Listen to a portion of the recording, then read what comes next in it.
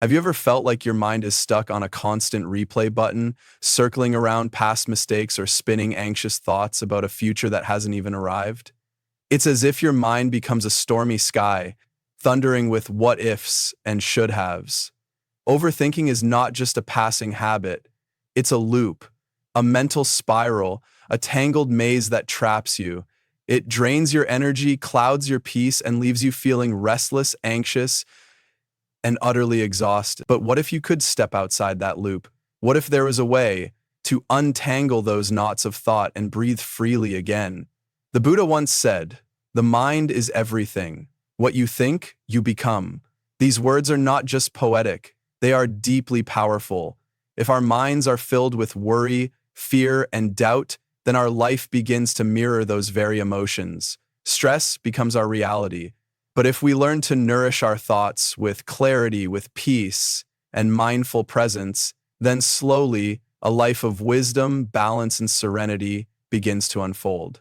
Today we'll explore the Buddha's timeless guidance on overthinking and how you can liberate your mind from its grip and discover what it truly means to be mentally free. The trap of overthinking. Often, overthinking disguises itself as productivity. We convince ourselves that if we keep analyzing a situation just a little longer, we'll find the perfect answer, the ideal response, the safest outcome. But have you noticed? The deeper you dig, the more confusing it becomes. Rather than clarity, all you find is a storm of doubt, imaginary conversations, and alternate endings that never happened and likely never will. You replay what someone said to you, then you rewrite the scene, what you should have said, what they might have meant, what could happen next. But instead of easing your mind, it only tightens the grip of anxiety. The Buddha compared the untrained mind to an ocean in turmoil. When the waves are crashing and the surface is wild, you cannot see what lies beneath. But when the water stills, when the surface calms, you can see everything with clarity.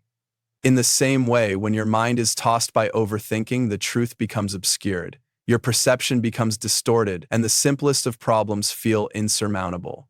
The root causes: fear and desire. Overthinking is born from two powerful forces: fear and desire. We fear making the wrong choice, so we try to foresee every outcome. We desire a perfect result, so we keep revisiting what's already passed, hoping irrationally to alter it with our thoughts.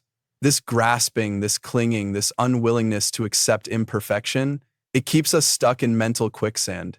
The Buddha taught that attachment is the root of suffering, and that includes our attachment to our own thoughts. We clutch onto ideas, outcomes, and imagine narratives, hoping that by doing so we will feel in control. But like holding onto a rope tied to a boulder, the tighter we cling, the heavier it becomes. Peace comes not from pulling harder, but from loosening our grip. The power of letting go. Picture yourself holding a burning coal in your hand. The more tightly you grasp it, the more it scorches you. But the moment you release it, the pain stops.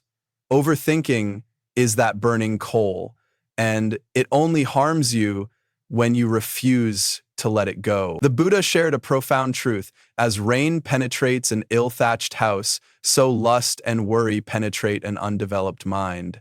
But as rain does not penetrate a well-thatched roof, so too, a well-trained mind remains untouched. Your mind, when left untrained and unguarded, becomes an open door to worry and distraction.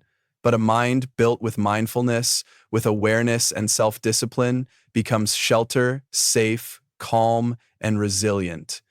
How to break free: 3 powerful practices. Overthinking isn't just a bad habit, it's a deeply embedded pattern. But patterns can be changed, and the Buddha's wisdom offers us tools to do exactly that.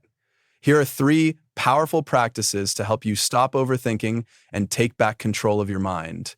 1. Label your thoughts. The next time your mind starts racing, don't get pulled in. Step back. Observe. Name what you're experiencing. Instead of declaring, "I'm failing," shift to saying, "I'm having a thought about failure." This small but profound shift changes everything. It separates you from the thought. It reminds you that thoughts are not facts. They are simply mental events passing through. like clouds drifting across the sky. By labeling them, you take away their power to define you. 2. Focus on what you can control. So much of overthinking comes from worrying about things that are beyond your influence. The Buddha asked, if a problem can be solved, why worry? And if it cannot be solved, what use is there in worrying? It's a lesson in surrender. If you can act, take a step, however small, move forward. But if something lies outside your reach, release it. Don't let it live rent-free in your mind. Redirect your attention to what is within your hands here and now. 3. Return to the present moment.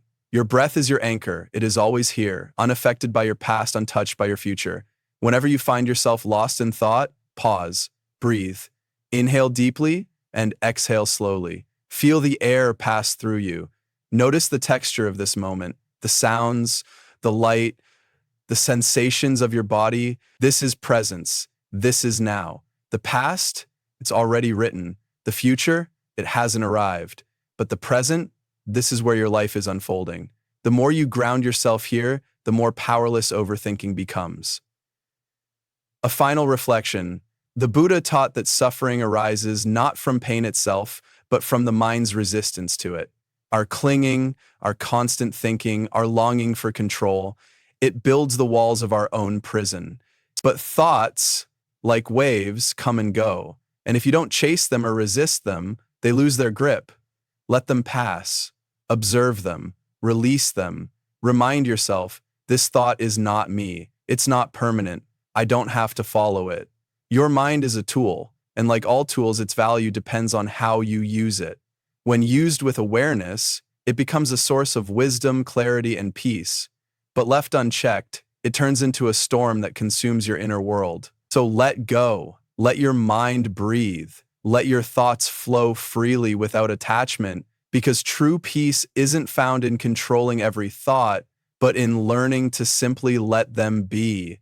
And when you do, you'll find a quiet clarity waiting for you, like a still lake after the storm has passed. If this message brought peace to your heart, don't forget to subscribe and share it with someone who might be stuck in the same loop of thought. If it's stuck in the same loop of thought, let's walk this path of awareness together toward a life of simplicity, presence, and inner freedom.